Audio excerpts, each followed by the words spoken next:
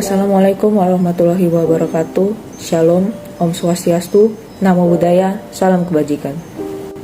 Perkenalkan, kami dari kelompok 3. Kami akan membahas tentang kasus audit internal dari perusahaan OP.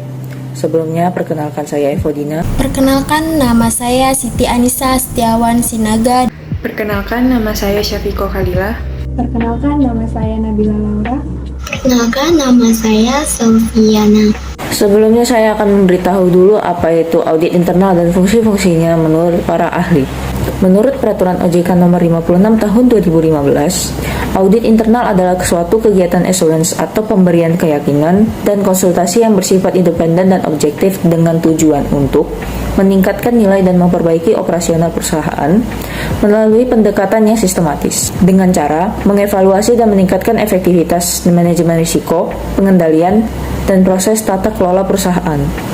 Adapun fungsi audit internal menurut para ahli, yang pertama menurut Mulyadi, fungsi audit internal di dalam organisasi adalah untuk menentukan apakah internal control perusahaan sudah baik atau belum, menentukan kehandalan informasi yang telah dibuat oleh pihak manajemen, serta untuk menentukan tingkat efektivitas dan efisiensi atas berbagai kegiatan operasional organisasi. Kemudian ada fraud. Menurut Investopedia, fraud adalah tindakan yang disengaja dirancang untuk memberikan keuntungan yang melanggar atau menyangkal hak korban.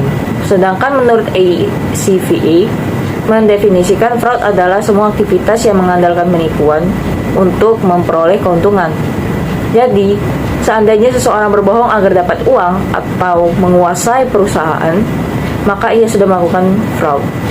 Indonesia kembali digemparkan dengan adanya indikasi kasus penipuan, laporan keuangan, korupsi, penyimpangan fasilitas pembiayaan dengan skema supply chain financing, dan adanya kasus proyek fiktif yang dilakukan oleh salah satu perusahaan BUMN, sebut saja perusahaan OP. Pada 27 April 2023 yang lalu, Kejaksaan Agung menetapkan Direktur Utama perusahaan OP, yakni Mr. D, yang telah menjabat dari tahun 2020 hingga 2023 sebagai tersangka kasus korupsi, penyalahgunaan dana perusahaan, dan penyelewengan kekuasaan yang telah dilakukannya di perusahaan BUMN tersebut. Diduga, Mr. D telah memberikan komando pencairan pembayaran ke sejumlah vendor berbekal dokumen-dokumen palsu melalui pembobolan SCR sebesar 2,5 triliun rupiah.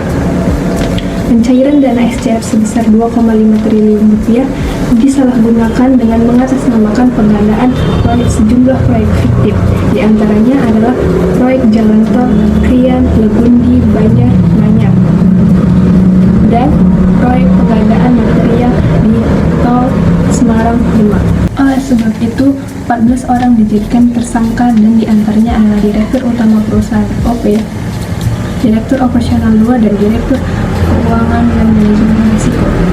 Pencairan fasilitas SCF pada proyek fiktif menyebabkan subkontraktor yang benar-benar mengerjakan proyek tidak dibayar dengan nilai tagihan ratusan miliar rupiah.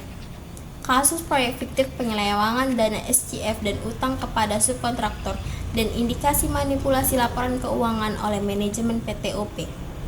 Statement ini semakin didukung dalam rapat kerja Komisi 4 DPR RI dengan Wakil Menteri BUMN Kartika Wirjoatmojo pada 5 Juni 2023. Wakil Menteri BUMN menyebutkan pelaporan keuangan tidak sesuai dengan kondisi real.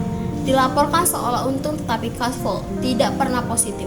Isu pada Ford pelaporan keuangan semakin diperkuat dengan adanya kasus pada perusahaan asuransi di Indonesia yang menggunakan KAP yang sama seperti perusahaan OPTBK.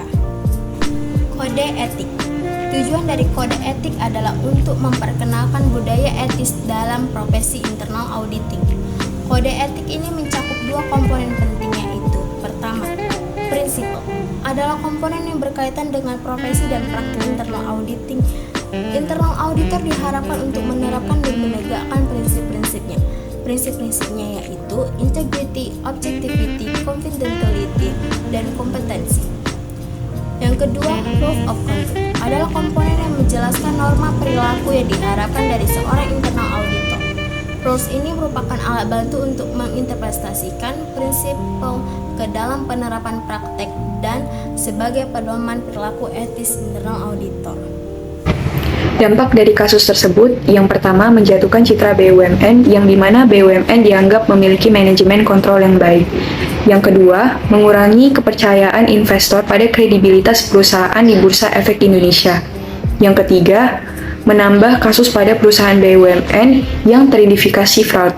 Yang keempat, dampak negatif antara auditor dengan perusahaan yang diaudit. Untuk kekurangan perusahaannya ada 3, yaitu sebagai berikut. Yang pertama, lemahnya sistem pengendalian intern perusahaan atau SPI. Yang kedua, corporate governance yang dilakukan manajemen yang dirancang dalam rangka mengeliminasi atau menekan kemungkinan terjadinya fraud tidak berjalan dengan baik. Yang ketiga, tidak maksimalnya transaction level control process oleh auditor internal yang merupakan proses pencegahan yang bertujuan untuk mendeteksi dan mencegah salah saja melalui kesalahan error atau fraud, otorisasi, pengamanan, dan pertanggungjawaban aset. Ini dapat disimpulkan bahwasannya kasus ini menyoroti tindakan pidana serius berupa manipulasi keuangan, korupsi, dan penyalahgunaan kekuasaan yang dapat merugikan perusahaan. Kecurangan terutama yang berkaitan dengan laporan keuangan terjadi karena adanya dorongan dan motivasi dari berbagai pihak, baik di dalam maupun di luar perusahaan.